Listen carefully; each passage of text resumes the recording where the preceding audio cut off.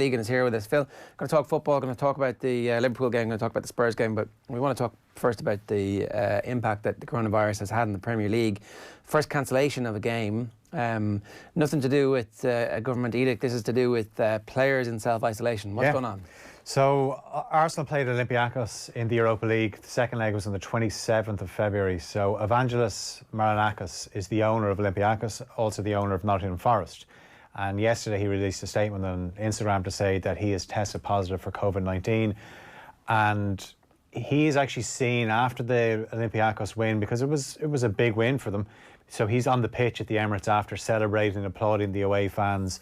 And what Arsenal have done is they've identified players that might have shook hands with him, might have been in close contact with him, and they've told them to self-isolate. There's a few Arsenal staff members as well who would have sat very close to him, maybe up in the director's box. Maybe you could be looking at video analysts. Or when was the game? This was the 27th of February. Okay. So he's obviously in charge of Olympiacos. Wolves, the knock-on effect is Wolves are playing Olympiacos tomorrow in Athens, behind closed doors. They've asked for the game to be postponed. UEFA have rejected that. Wolves are pretty much saying this is an unnecessary risk, so why is it going ahead? But it goes ahead as things stand. Arsenal are back in action against Brighton at the weekend, and Brighton are pretty much saying at the moment it's all systems go. Then you think of who have Arsenal played since that game. Who have Arsenal played? Portsmouth and West Ham. Okay. So there's a serious knock-on effect, and obviously Forest played Millwall last Friday, and that he was at that game as well, and he shook hands with all the Forest players.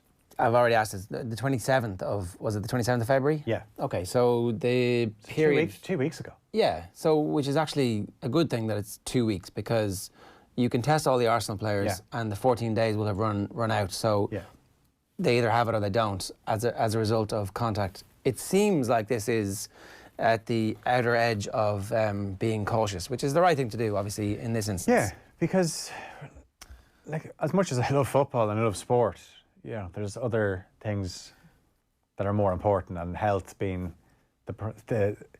what we've got to worry about here. And up until yesterday, the Premier League was the only major European league that hadn't cancelled any games. And you know, we still have fixtures going ahead at the weekend. Even tonight, Liverpool are playing at Anfield in front of their home fans. Yeah. So it's now becoming a stage. We've got to a stage now where it's almost more rare that the fans are there. Yeah, across Europe it certainly is. Like England is out of step. Ireland obviously still a good bit behind where everybody else has come to at this point. In Italy they've cancelled all the games, and you do wonder about April, whether or not keeping the football going behind closed doors might be a welcome distraction from everybody sitting at home, constantly reading the news agenda, especially in Italy, where it's like another 100 people died last night, and another 1,000 cases were discovered. So you there's a balance to be struck between... They have talked about that with the Premier League, that if it got to the case like that in the Premier League where they were behind closed doors, we don't have this problem in Ireland on Saturday at 3 o'clock because we get to see the 3 o'clock games. But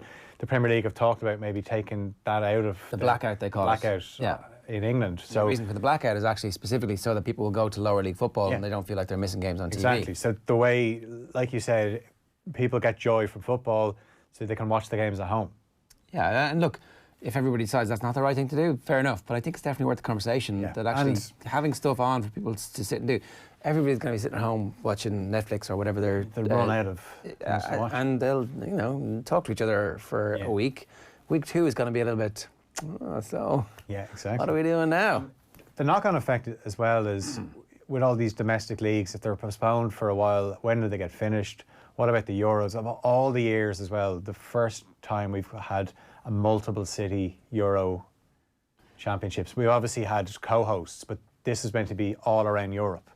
So it's going to be interesting to see how it plays out. And a lot of people are suggesting why not just move it till next summer? But then UEFA are in that position where they'd have the women's European Championships and the men's European Championships, and trying to get the two of them to be played during the same summer. The Olympiacos announcement has just come through in the last 20 minutes or so. Olympiacos FC informs that after the required medical exams to which all the members of the football staff as well as board members and staff were submitted, all the tests came out negative for the COVID-19 virus.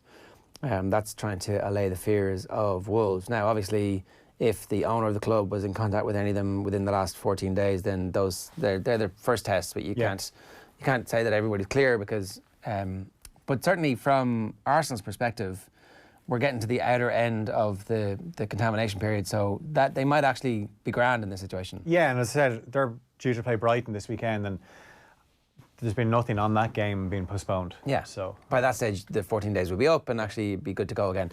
But hopefully behind closed doors. That's probably the one thing that the British government has still been like, nah. Yeah, that's what we're Boris Johnson's shaking hands with the corona. Yeah, and the knock-on effect as well with, I know, like it seems trivial, but the game not going ahead tonight means Liverpool can't win the Premier League at Goodison. Definitely not. Yeah, okay. But you wonder if it got to the stage where they don't know if they can finish the Premier League season. They would just do that bit. But if Liverpool had already wrapped up the league, that bit is easy. You say, well, Liverpool are the champions. But relegation, Champions League places. We'll have a playoff, lads. Yeah, so a 14 playoff. Yeah, it's just, it really is take day by day because it's just continues to develop. Hour by hour on offtheball.com, I believe, is what we're looking for. So Liverpool tonight, Jurgen Klopp is calling for, look, this might be the last game that we see played in front of a crowd. Yeah. There's a good chance it's certainly the last European game we're going to see played in front of a crowd. And the Liverpool crowd need to do everything they possibly can tonight because I think Liverpool are up against it. They are, because Alisson is a huge loss, and Adrian's an okay keeper, but every time the ball goes into the box tonight, Liverpool fans are going to take a deep breath. He's just not as good as Alisson. Not many keepers are. I mean, some people rate Alisson as the best goalkeeper in the world. He's certainly in the conversation. And every time that ball goes into the penalty area, there will be Adrian just doesn't command the penalty area the way Alisson does. Even set pieces, things like that.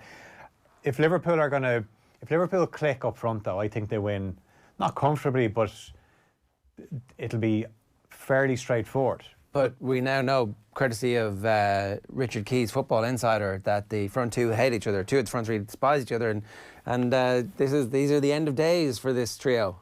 I mean, Rich Keys never been wrong about a story in his life. No, absolutely. And I think the worry is that the last few weeks, the Liverpool front three has been a bit sloppy in terms of just not clicking, and they play at such high pace that if there's just the odd stray pass, it all breaks down. But I just think tonight Liverpool are going to have plenty of possession. They're going to have Atletico pinned back, and if they score early, then it changes the whole mindset of Atletico, because now Atletico are not in a winning position. They're now in a position where they're holding on and the pressure is on them. And Atletico, sure, they were solid over in Madrid a few weeks ago, but they're just not the team that they used to be. And I think if Liverpool's front three click, then I think they'll go through. And the only thing, obviously Jordan Henderson's back. You'd imagine when Alden's going to play, I think he's going to have to take Fabinho out. He just looks a bit sluggish. So short. Cunningham, telling you, he had game.